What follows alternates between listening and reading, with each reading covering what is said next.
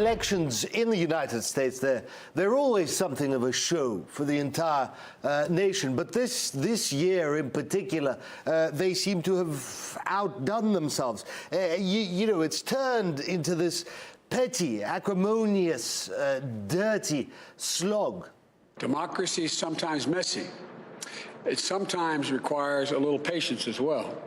But that patience has been rewarded now for more than 240 years with a system of governance that's been the envy of the world.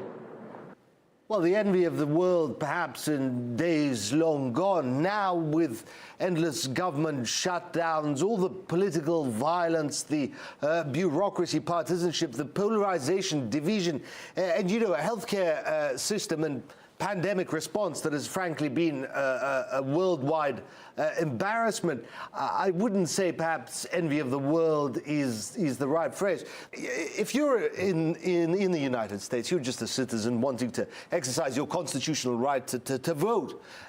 Well, you show up at the polling station and they'll turn you right around and tell you to go and register first. Except you have to register 2 to 4 weeks in advance, depending on the state. You know, different procedures everywhere. And to register, you have to have a special ID card, which not everyone has. So fine, okay, you were well prepared, you did it, you went and registered. Next, you've got to get time off work. Either that, because in the United States, whereas in Europe, voting is always on Sunday, everyone's free, everyone can go vote.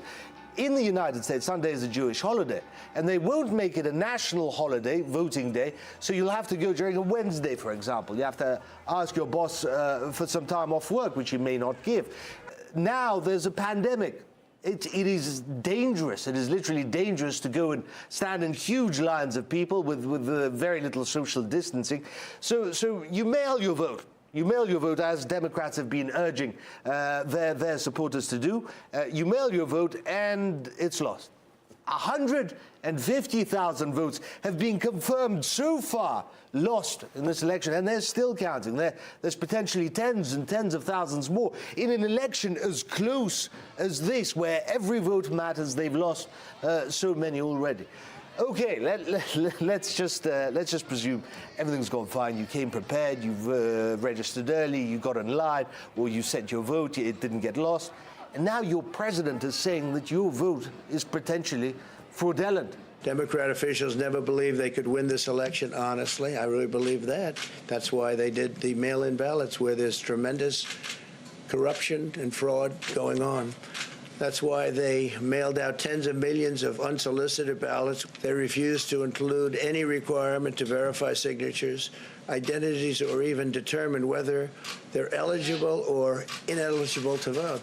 It is a nation divided more now than it has been in living memory. The level of polarization and division, political division in the United States is tearing the country apart. It isn't doing anyone any favors. Everybody understands what is happening in America, but there is very little, you know, nobody's willing to go take the extra step to understand the other side. Everybody wants things done their way, and this is being repeated across the country. Protests, violence, political violence. You're liable to get beaten, stabbed because of the color of the hat that you're wearing, the slogan on your T-shirt.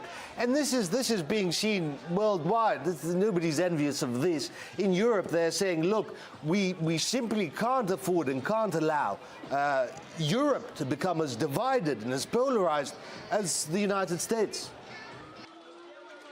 The depolarization of America should be a warning for Europe. We are successful because we bridge differences between countries and peoples, so we benefit together. If we lose the ability to compromise, our democracies are in danger.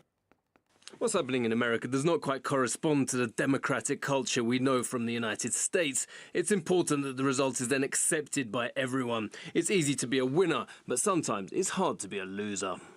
At the end of the day, how close this election is, how close the vote is, well, it allows both candidates a lot of leeway. Both are claiming that they're on the path to victory, that they're winning, but it will be contested. Lawsuits are being fired off like firecrackers by Trump especially. This election will be contested, and Trump himself has said that, you know, this will only end in the Supreme Court.